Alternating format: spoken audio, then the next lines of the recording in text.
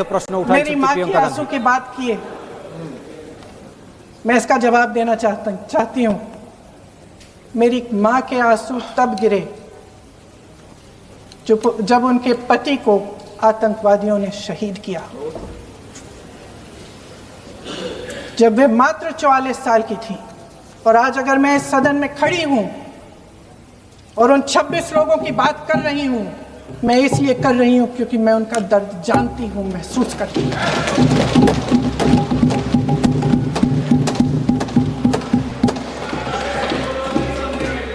अध्यक्ष महोदय, मैंने कहा कि देश का नेतृत्व सिर्फ उपलब्धियों का श्रेय लेने से मजबूत नहीं होता। सफलता और विफलता दोनों की जिम्मेदारी लेने से बुलंद होता है। ये सोने का ताज नहीं है, कांटों का ताज है। अध्यक्ष महोदय, जब सरकार झूठी और कायर हो तो वे बहादुर से बहादुर सेना के साहस और पराक्रम को भी कमजोर कर देती है। देश को प्रतिशोध के साथ साथ सबके प्राणों की रक्षा का प्रण चाहिए। सेना की शक्ति के साथ सरकार की सच्चाई भी चाहिए। महान देशभक्त शहीद इंदिरा गांधी जी, जिन्होंने सफल कूटनीति के बल पर अमेरिका के राष्ट्रपति निक्सन का मुकाबला करके पाकिस्तान का विभाजन करवाया, बांग्लादेश बनाया, 1 लाख पाकिस्तानी सैनिकों को आत्मसमर्पण करने पर मजबूर किया, उन्होंने कभी इसका श्रेय लेने की कोशिश नहीं की। ऑपरेशन सिंदूर का मकसद अगर पाकिस्तान को सबक सिखाना था तो शायद ये मकसद अभी अधूरा है, क्योंकि हमारी कूटनीति विफल रही है। इसका प्रमाण यही है कि ऑपरेशन सिंदूर के बाद एक पाकिस्तानी जनरल, जिसके हाथ खून से रंगे थे, अमेरिका के राष्ट्रपति के साथ बैठकर लंच खा रहे थे। अगर ऑपरेशन सिंदूर का मकसद आतंकवाद को खत्म करने का था तो पाकिस्तान को संयुक्त राष्ट्र के आतंकवाद विरोधी समिति का अध्यक्ष चुने जाने से इस मकसद को धक्का लगा है। इसकी जिम्मेदारी कौन लेगा? क्या हमारे प्रधानमंत्री लेंगे?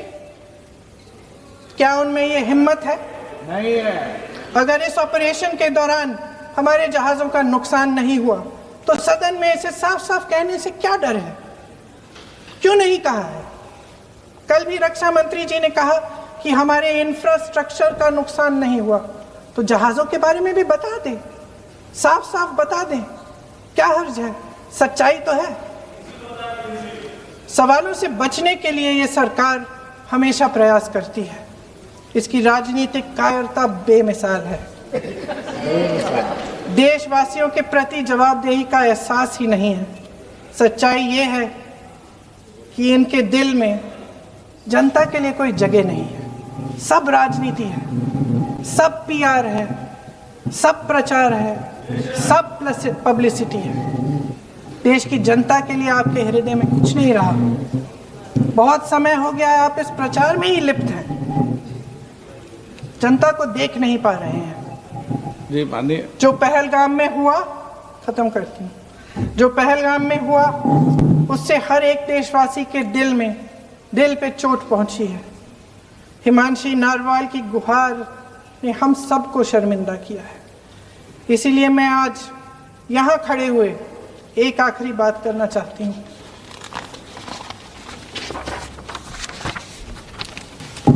इस सदन में लगभग सभी के पास सुरक्षा है, सुरक्षा की व्यवस्था है। हम जहां भी जाते हैं हमारे साथ सुरक्षा कर्मी आते हैं। आपको भी मिल जाएगी, आप मंत्री बन जाएंगे, आपको भी मिल जाएगी। मैं मजाक की बात नहीं कर रही हूँ, थोड़ा सा धैर्य रखिए। उस दिन पहलगाम में 26 परिवार उजड़ गए। 26 लोगों को अपने परिवार के सदस्य के सामने मारा गया। 26 बेटे, पति, पिता गुजर गए। उनमें से 25 भारतीय थे। भारतीय थे।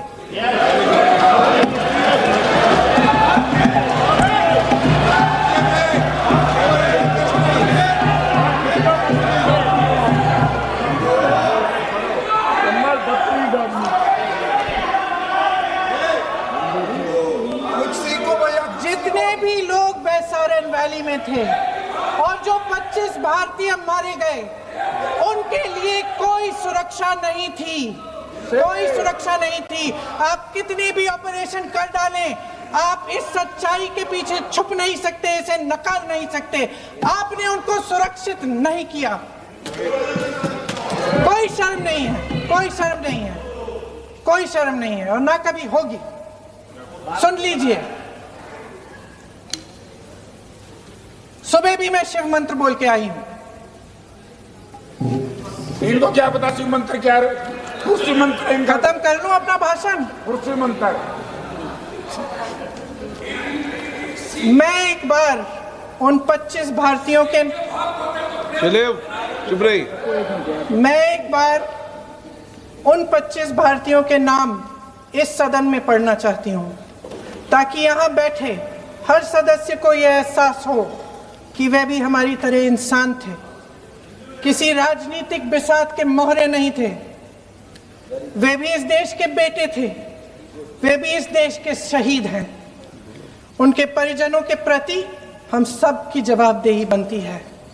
उन्हें सच्चाई जानने का हक है। समीर गुहा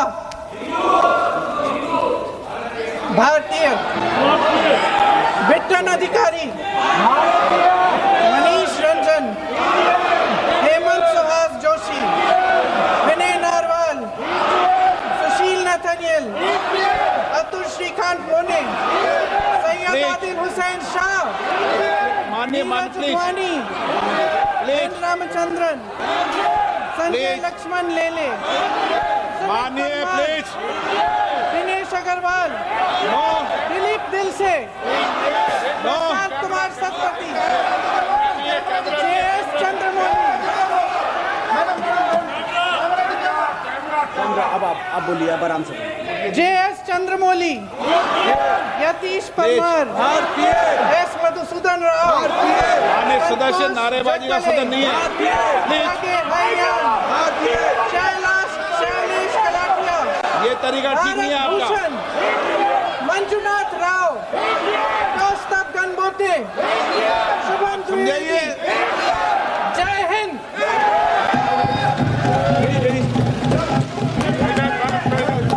डॉक्टर श्रीकांत शिंदे।